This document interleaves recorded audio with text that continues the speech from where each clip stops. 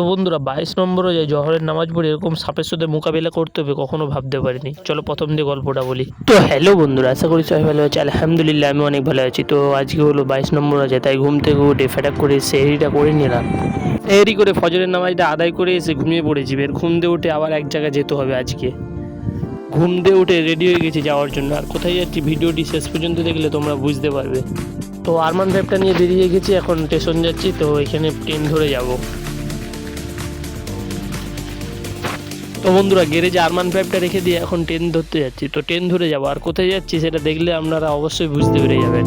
তো কিছুক্ষণ বসে থাকার পর আমরা একটা ট্রেনের মুখোমুখি হয়েছি। তো ওই ট্রেনটা এখন উঠবো।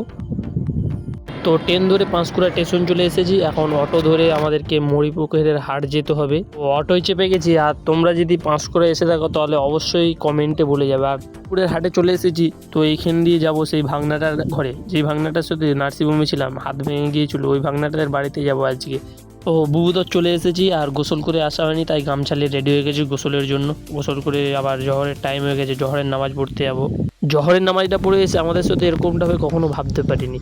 তো দেখি না একটা কি খারাপ সাপ, ঠিক আছে। আর কী সাপ তোমরা অবশ্যই কমেন্টে বলবে। সাপটাকে মারা হয়েছে, তো এখন পুড়াইতে যাবো সাপটাকে। তো ঝিলের সাইডে চলে এসেছি সাপটাকে পুড়ানোর জন্য।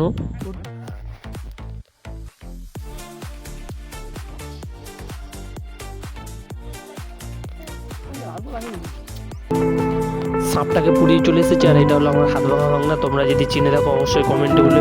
নার্সিংহোমে তো দেখেছো একে। তো বন্ধুরা সাপটাকে মেরে ঘুমিয়ে পড়েছিলাম পুরো একদম ইফতারের টাইমে ঘুম থেকে উঠেছি। তো এখানে ভিডিওটি সমাপ্ত করছি। ভিডিওটি কেমন হয়েছে অবশ্যই কমেন্টে বলবে। আর যদি ভিডিওটি একটু ভালো লেগে থাকে তাহলে একটা লাইক করবেন।